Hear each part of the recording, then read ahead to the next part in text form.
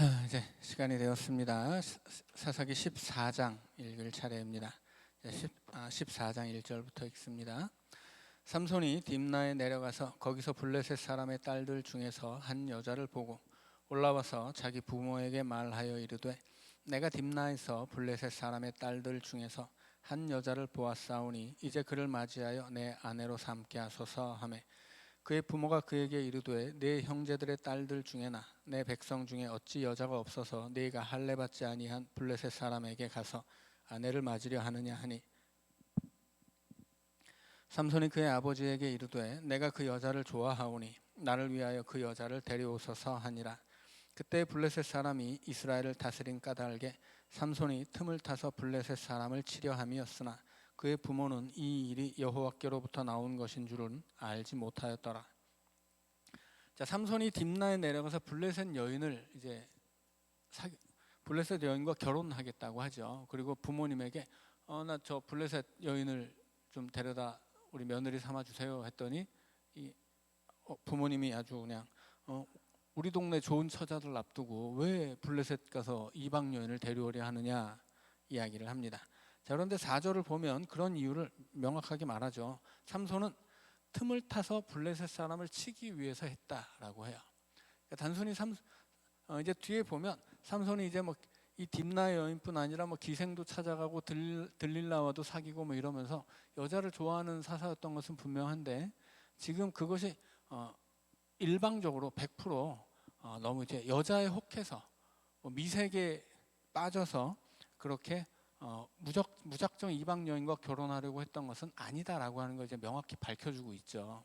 그리고 이 계획이 하나님으로부터 나온 것인 줄은 부모는 몰랐다 그렇게 이야기해요. 그걸 몰랐기 때문에 원칙적인 얘기를 하지만 그 원칙을 유한하고 이것은 블레셋이 이스라엘을 다스리고 있었기 때문에 시비거리를 만들어서 싸우기 위한 계획이었다 이렇게 밝히고 있는 거죠.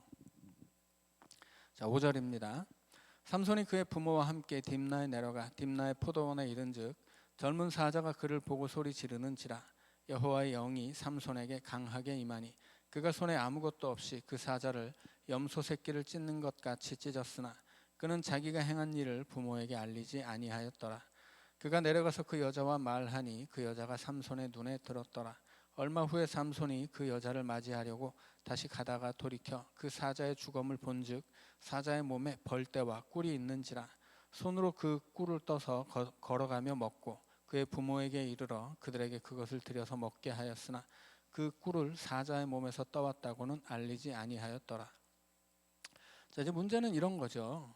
자, 하나님의 사자가 삼손에게 임하면 뭐 사자를 마치 무슨 염소 찢듯이 찢을 수 있는 이제 역사가 일어나요. 자, 그런데 나중에 이제 그 사자를 다시 한번 보게 되는데 사자가 죽은 그 사자의 몸에서 벌떼와 꿀이 있었다고 하죠. 근데 그 꿀을 9절에 보면 손으로 떠요. 그러니까 그냥 꿀을 먹었다 이렇게 이야기 안 하고 손을 분명하게 명시한 것은 무슨 이유냐면 만졌다라고 하는 걸 강조하기 위해서예요. 그러니까 나시린은 절대로 시체를 만질 수가 없습니다. 나시린으로 서약을 하면 자기 가족이 죽어도 장사를 치르지 못해요.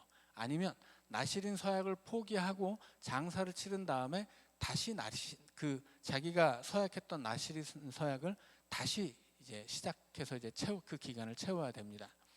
그러니까 손으로 그 꿀을 떠서 먹었다. 손을 강조하는 것은 이 삼손이 나시린임에도 불구하고 그 부정한 것을 손으로 만졌다.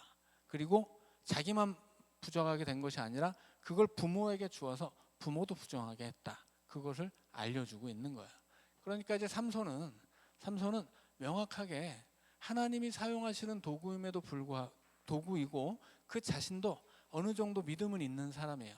왜냐면 이제 나중에 삼손이 이제 그 블레셋 사람들을 치고 목이 말랐을 때 하나님 앞에 부르짖고 하나님이 이제 물이 나오게 해주시거든요. 그러니까 말씀드린 것처럼 지금 이스라엘의 상태는 하나님께 부르짖지 않아요. 그러니까 지금 이스라엘은 하나님께 부르짖지 않는 시대를 살고 있는데 그 시대에 유일하게 하나님께 부르짖은 사람이 삼손이에요. 그러니까 삼손은 믿음이 부족하긴 하지만 온전하진 않지만 그 믿음으로 살던 사람이고 부르짖음이 사라진 시대에서 부르짖는 사람이었어요. 그런데 철저하지 못했던 거죠. 그래서 본인이 나실임에도 불구하고 부정한 것을 가리지 않고 이방인 여자를 가리지 않고 이런 것들은 그의 문제점이라고 할 수 있는데, 그렇다고 해서 이 삼손이 뭐 아주 타락했다거나 무슨 여색에 홀려서 모든 것을 잊고 뭐 여자만 쫓아다녔다거나 이렇게 볼 수는 없다라고 하는 거죠. 그러니까는 이 삼손이라는 사람을 우리가 바라볼 때 이 사람은 명확하게 하나님이 세운 사람, 하나님이 쓰시는 사람, 이것은 분명해요. 그리고 삼손 자신이 부르짖음이 사라진 시대에 부르짖던 사사라고 하는 것도 명확합니다. 다만 그것이 그의 믿음이 온전하지는 못했다라고 하는 단점이 있는 거죠. 자, 10절입니다. 삼손의 아버지가 여자에게로 내려가매 삼손이 거기서 잔치를 베풀었으니 청년들은 이렇게 행하는 풍속이 있음이더라. 무리가 삼손을 보고 30명을 데려와서 친구를 삼아 그와 함께하게 한지라. 삼손이 그들에게 이르되 이제 내가 너희에게 수수께끼를 내리니 잔치하는 이래 동안에 너희가 그것을 풀어 내게 말하면 내가 베옷 30벌과 겉옷 30벌을 너희에게 주리라.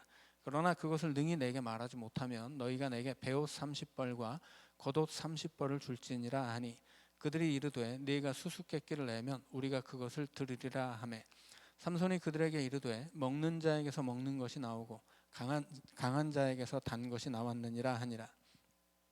그들이 사흘이 되도록 수수께끼를 풀지 못하였더라.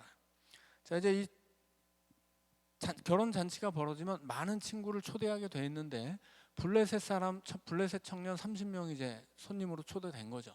그들과 이 삼손이 내기를 합니다. 내가 수수께끼를 내서 너희들이 맞추면 내가 겉옷과 속옷 30벌을 주마. 이것은 그 당시에는 어마어마한 거예요.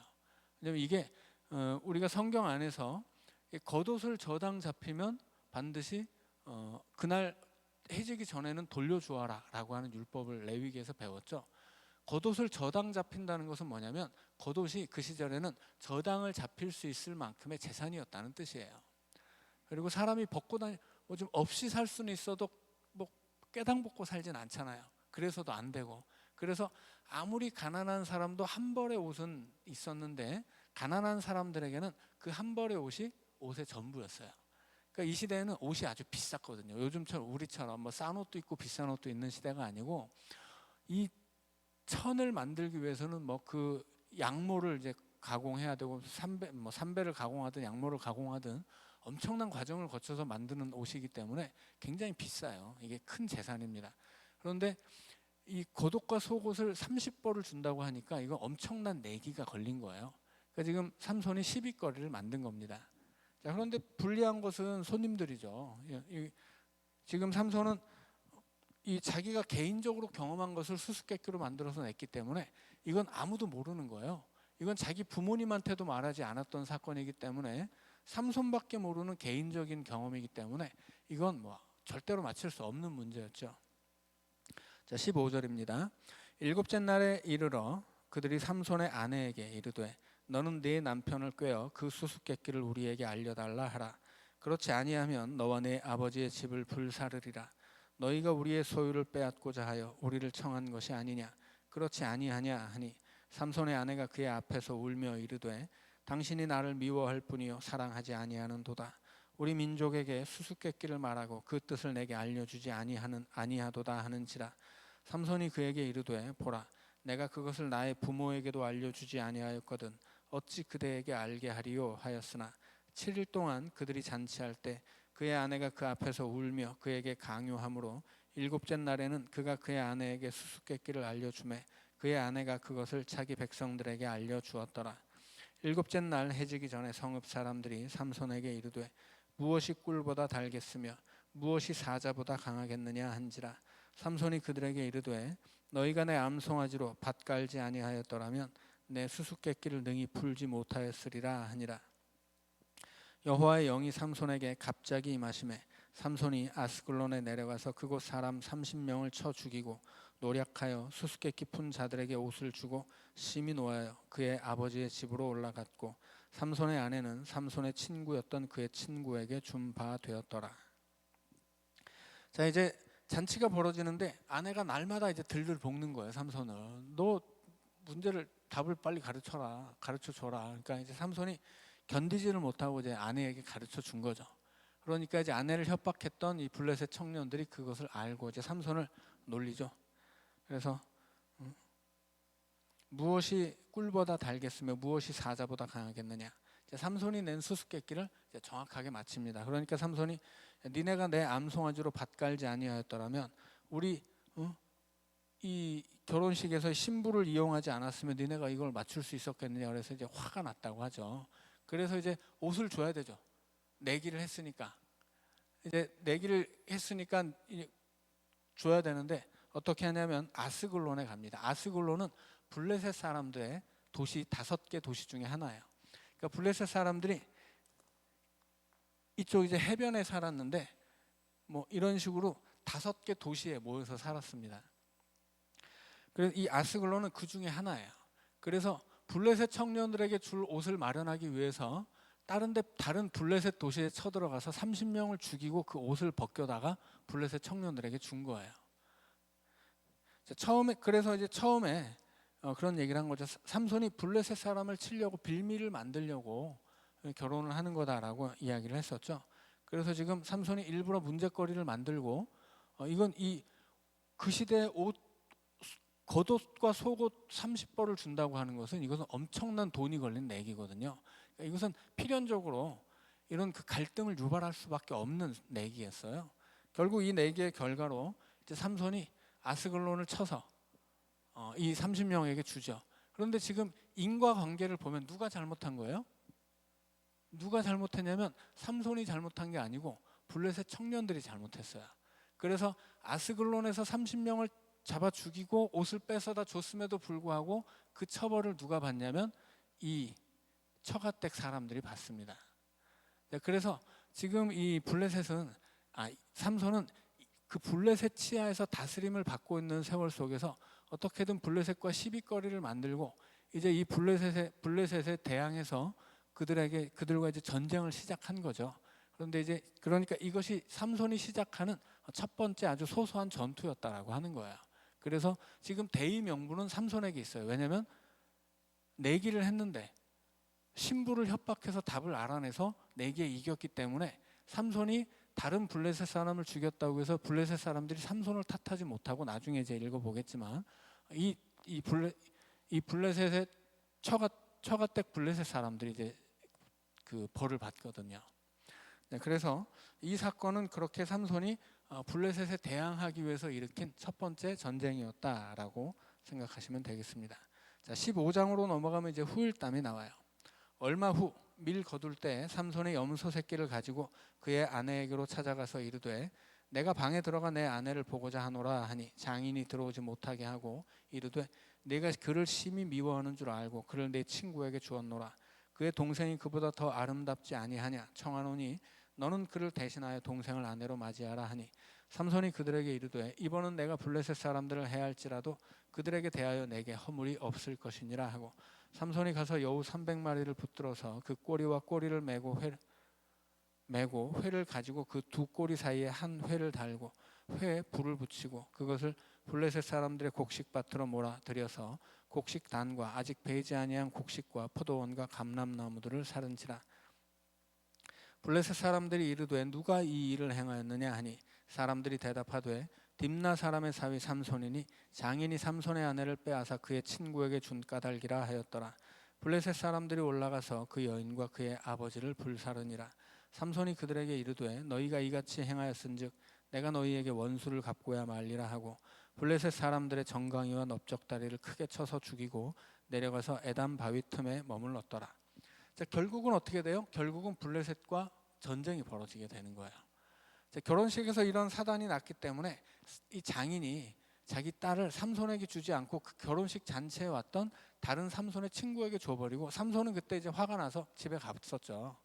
그리고 이제 나중에 다시 찾아온 거야. 찾아왔더니 자기 아내를 다른 사람에게 줬다고 하니까 야 이렇게 되면 내가 블레셋 사람들을 치더라도 나한테 잘못 없는 거지 하고서 이제 그 블레셋 사람들을 이제 밭에 가서 여우 300마리를 잡아다가 꼬리에 꼬리를 이제 2마리를 잡아다 꼬리를 묶고 거기다가 회를 붙이고 이제 불을 붙이죠. 그럼 뭐예요? 횃불이죠.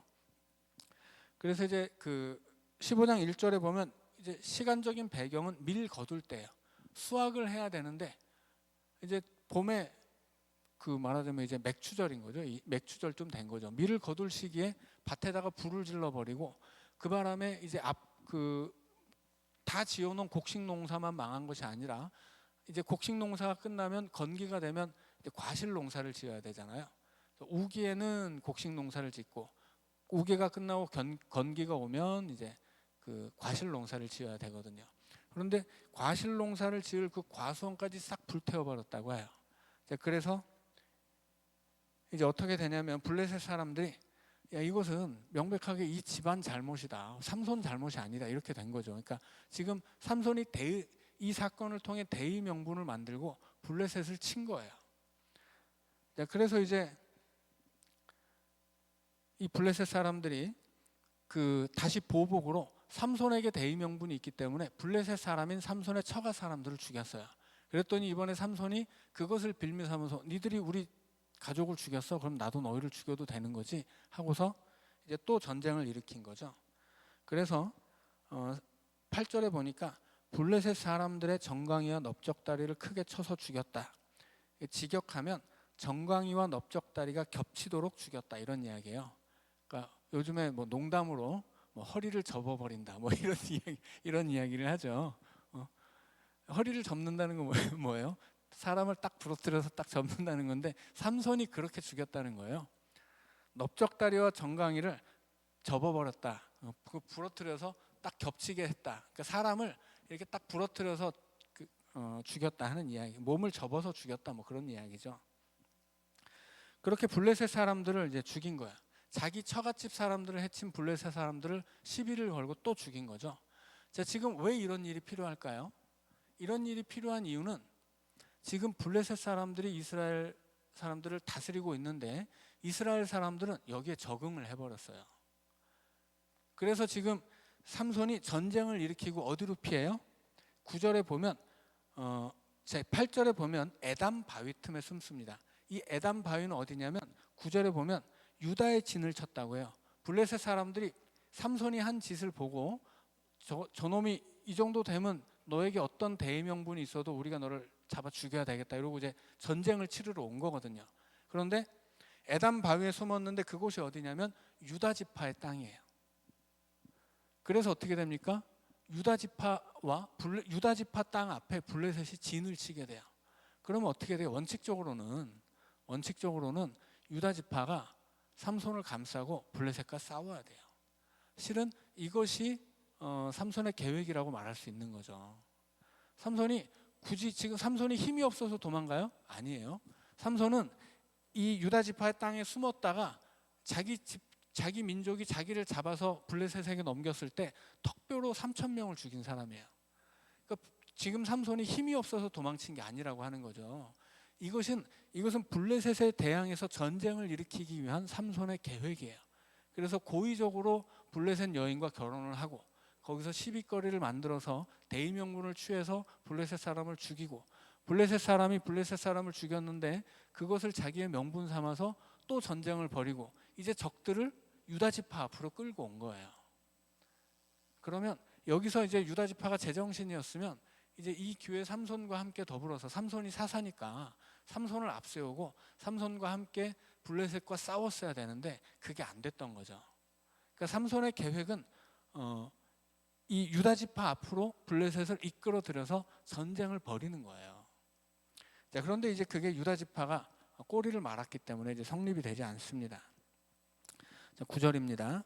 이에 블레셋 사람들이 올라와 유다의 진을 치고 레히에 가득한지라 유다 사람들이 이르되 너희가 어찌하여 올라와서 우리를 치느냐 그들이 대답하되 우리가 올라온 것은 삼손을 결박하여 그가 우리에게 행한 대로 그에게 행하려 함이로다 하는지라 유다 사람 3,000명이 에담 바위 틈에 내려가서 삼손에게 이르되 너는 블레셋 사람이 우리를 다스리는 줄을 알지 못하느냐 내가 어찌하여 우리에게 이같이 행하였느냐 하니 삼손이 그들에게 이르되 그들이 내게 행한 대로 나도 그들에게 행하였노라 하니라 그들이 삼손에게 이르되 우리가 너를 결박하여 블레셋 사람의 손에 넘겨주려고 내려왔노라 하니 삼손이 그들에게 이르되 너희가 나를 치지 아니하겠다고 내게 맹세하라 하매 그들이 삼손에게 말하여 이르되 아니라 우리가 다만 너를 단단히 결박하여 그들의 손에 넘겨줄 뿐이요 우리가 결단코 너를 죽이지 아니하리라 하고 새 밧줄 둘로 결박하고 바위 틈에서 그를 끌어내니라.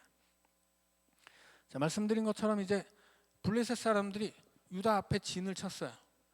사사기 처음 이 여호수아 시작할 때 모세가 죽고 여호수아가 이제 전쟁을 수행해야 되는데 누가 먼저 나가서 싸우려 했을 때 제일 먼저 나선 사람 누구예요? 유다 지파였어요. 유다 지파가 우리가 나가서 싸우겠습니다 이렇게 얘기했죠. 시므온 지파가 힘이 없으니까 너 일로 와, 너 우리랑 같이, 내가 너 같이 싸워줄게 이렇게 얘기했던 사람이 유다 지파예요. 그러니까 유다 지파는 이스라엘 안에서 가장 전투에 능한 지파예요. 가장 호전적이고 전쟁을 두려워하지 않았던 지파입니다. 아마도 그래서 삼손이 블레셋을 유다 지파에게로 데려가기 위해서 유다 지파의 땅에 숨었을 거예요. 자, 이어지는 이야기에서 삼손이 이렇게 이 턱뼈를 가지고 그 쳐들어온 블레셋 사람을 다 때려잡죠. 삼손이 힘이 없어서 도망친 게 아니라고 하는 거예요. 자, 그랬는데 이 유다 사람들이 3,000명이 모이죠. 기드온 때는 몇 명이 모였어요? 300명이었어요. 300명만 모여도 싸우면 이길 수 있는데 3,000명이 모여서 하는 일은 삼손을 잡아서 넘겨주는 거였습니다. 그리고 하는 말이 블레셋이 우리를 다스리는 줄을 알지 못하느냐. 원래는 하나님이 우리를 다스리는 줄 알지 못하느냐. 이런 대사 어서 들어본 것 같지 않으세요? 이게 내내 이 믿음이 바로 선 사람들이 하는 말들은 하나님이 우리를 다스린다 하는 거예요. 근데 믿음이 무너져 버리니까 블레셋이 우리를 다스리는 줄 너 모르냐. 적반하장격으로 이렇게 묻습니다. 자, 그런데 이제 삼손이 어이가 없겠죠. 그래서 니들 내가 순순히 묶여주면 설마 니들이 나를 죽이지는 않겠지. 내가 우리 동족의 손에 죽어서야 되겠느냐. 이렇게 얘기하고 약속을 받고 순순히 잡혀갑니다. 14절입니다. 삼손이 레히의 이름에 블레셋 사람들이 그에게로 마주 나가며 소리 지를 때 여호와의 영이 삼손에게 갑자기 임하시매 그의 팔 위에 밧줄이 불탄 삼과 같이 그의 결박되었던 손에서 떨어진지라. 삼손이 나귀의 새 턱뼈를 보고 손을 내밀어 집어들고 그것으로 1,000명을 죽이고 이르되 나귀의 턱뼈로 한 더미 두 더미를 쌓았으며 나귀의 턱뼈로 내가 1,000명을 죽였도다 하니라. 그가 말을 마치고 턱뼈를 자기 손에서 내던지고 그곳을 라맛 레히라 이름하였더라. 삼손이 심히 목이 말라 여호와께 부르짖어 이르되 주께서 종의 손을 통하여 이 큰 구원을 베푸셨사오나 내가 이제 목말라 죽어서 할례 받지 못한 자들의 손에 떨어지겠나이다 하니 하나님이 레히에서 한 우묵한 곳을 터뜨리시니 거기서 물이 솟아나오는지라. 삼손이 그것을 마시고 정신이 회복되어 소생하니 그러므로 그 샘 이름을 엔학고레라 불렀으며 그 샘이 오늘까지 레히에 있더라. 블레셋 사람의 때에 삼손이 이스라엘의 사사로 20년 동안 지냈더라. 자, 이제 이게 결론이죠. 결국은 딥나의 블레셋 여인을 탐하고 그녀와 결혼하려고 했었던 이야기가 여기까지 이어지는 거예요. 그래서 결국은 블레셋과 이스라엘 사이에 전쟁이 벌어지고 그 블레셋 군사를 유대 진영까지 끌고 왔지만 유다 지파는 싸우려고 하지 않습니다. 어쩔 수 없이 삼손이 혼자 싸우죠. 나귀 턱뼈로 1,000명을 죽여요. 그 다음에 1,000명이나 때려 죽였으니까 얼마나 목이 마르겠어요. 그래서 하나님께 부르짖죠. 자, 이게 중요한 대목이에요. 심히 목이 말라. 심히 목이 마르다는 것은 지금 삼손뿐만이 아니라 이스라엘이 마주하고 있는 현실이에요. 그런데 이스라엘은 심히 목이 마른 현실 속에서도 하나님께 부르짖지 않습니다. 왜냐하면 블레셋이 우리를 다스린다고 믿었기 때문이에요. 그렇게 믿는 사람은 하나님께 기도할 이유가 없죠. 자, 그러니까 그런 부르짖음이 사라진 시대에서 삼손은 목이 말랐을 때 하나님께 부르짖는 사람이었어요. 그리고 뭐라고 이야기해요? 주께서 종의 손을 통하여 이 큰 구원을 베푸셨사오니. 자기가 했다고 안 해요. 기드온처럼 나의 이름, 나의 칼, 이런 이야기 안 하죠. 삼손은 여기서 하나님이 하신 일이라고 정확하게 알고 있어요. 그리고 그 블레셋 여인과의 결혼 자체가 싸움을 만들기 위한 수단이었다라고 하는 것을 명확히 앞에서 밝혔죠. 그러니까 여기까지만 읽으면 삼손은 사사로서 아무 하자가 없는 사람이에요. 부정한 것을 좀 만지기는 했지만 그 이상의 모습을 보여주고 있는 거죠. 그는 부르짖음이 사라진 시대에 부르짖는 사람이에요. 그리고 그 적들을 향해서 뭐라고 이야기해요? 할례 받지 못한 자들, 이것은 이 하나님의 백성이 아닌 이방인들의 정체가 할례를 받지 않았으니 단순히 피가 다른 것이 아니라 하나님의 백성이 아닌 사람들이라고 하나님의 백성과 구별짓는 말이에요. 그러니까 삼손에게는 기본적으로 하나님의 백성과 하나님 백성 아닌 사람들에 대한 구별이 있었다라고 하는 거죠. 그래서 이제 그가 하나님이 이 삼손의 부르짖음에 응답해서 샘이 솟게 하시고 그 샘을 엔학고레라고 부릅니다. 그 엔학고레의 뜻은 부르짖은 자의 샘이에요. 부르짖으면 하나님이 샘을 터뜨리신다는 거예요. 근데 샘이 없는 이유는 뭐예요? 이스라엘이 여전히 목마른 이유는 부르짖지 않기 때문이죠. 그래서 지금 이 삼손은 부르짖음이 사라진 시대에 부르짖는 사람이고, 부르짖었기 때문에 하나님의 응답을 받아서 그 목마름을 해결하는 사람이에요. 그러니까 결국 삼손을 통해서 지금 이스라엘이 이렇게 했어야 된다라고 하는 걸 보여주는 거죠. 그러니까 뭐 삼손이 여자를 뭐 좋아했다든지, 혹은 뭐 이방인과 결혼하려고 했다든지, 혹은 뭐 부정한 것을 만났다든지, 이런 단편적인 사실만을 가지고서 삼손을 평가절하할 수는 없다라고 하는 것이에요. 이게 너무 쉽게 삼손을 이렇게 쉽게 띄엄띄엄 보는 분들이 많기 때문에 우리가 좀 본문을 정확하게 읽을 필요가 있습니다. 자, 16장 1절부터 3절까지만 더 읽죠. 삼손이 가사에 가서 거기서 한 기생을 보고 그에게로 들어갔더니 가사 사람들에게 삼손이 왔다고 알려지매 그들이 곧 그를 애워싸고 밤새도록 성문에 매복하고 밤새도록 조용히 하며 이르기를 새벽이 되거든 그를 죽이리라 하였더라. 삼손이 밤중까지 누워있다가 그 밤중에 일어나 성 문짝들과 두 문설주와 문 빗장을 빼어가지고 그것을 모두 어깨에 메고 헤브론 앞산 꼭대기로 가니라. 자, 가사는 어디냐면 아까 얘기했던 블레셋의 5 동네 중에 하나입니다. 블레셋 5 마을 중에 하나인 가사에 또 찾아가요. 이번에도 또 기생집에 갑니다. 이것은 어떻게 보면 삼손이 아직도 여자를 좋아하네 이렇게 볼 수도 있고, 다시 한번 싸움을 일으키기 위한 것으로 볼 수도 있어요. 어떻게 판단할지는 각자의 몫일 수 있는데, 아무튼 분명한 것은 삼손이 무슨 여자에 환장해가지고 여자가 너무 좋아서 미색에 빠져서 이런 짓을 저지른 것만은 아니었다. 그것이 100%가 아니다라고 하는 것은 분명한 거죠. 그래서 가사에 가서 이제 기생집에 들어갔는데, 이제 이미 블레셋 사람들에게 삼손은 적이죠. 삼손은 앞서 이제 20년 동안 이스라엘의 사사였다라고 하니까 이제 삼손이 이스라엘 사람들이 원하든 원치 않든 이스라엘 지키는 사사로서 전쟁에 나선 거예요. 그래서 적이기 때문에 삼손을 죽이기 위해서 그 가사의 성문 앞에 매복을 하고 있습니다. 새벽까지 술을 먹고 나오면 이제 얄딸딸해진 삼손을 잡아 죽이겠다 이런 계획이었는데, 삼손이 그것을 이제 미리 그렇게 새벽까지 있지 않고 밤중에 일어나서 나오죠. 그리고 그 매복해 있는 성문 앞에 가서 성문을 뜯어버려요. 이제 그 블레셋 사람들이 삼손을 대적하지 못한다 하는 이야기예요. 성문을 뜯고 두 문설주와 문 빗장을 빼서 그것을 가지고 어깨에 메고 헤브론 앞산 꼭대기로 갑니다. 가사에서 헤브론까지 거리가 60km 정도예요.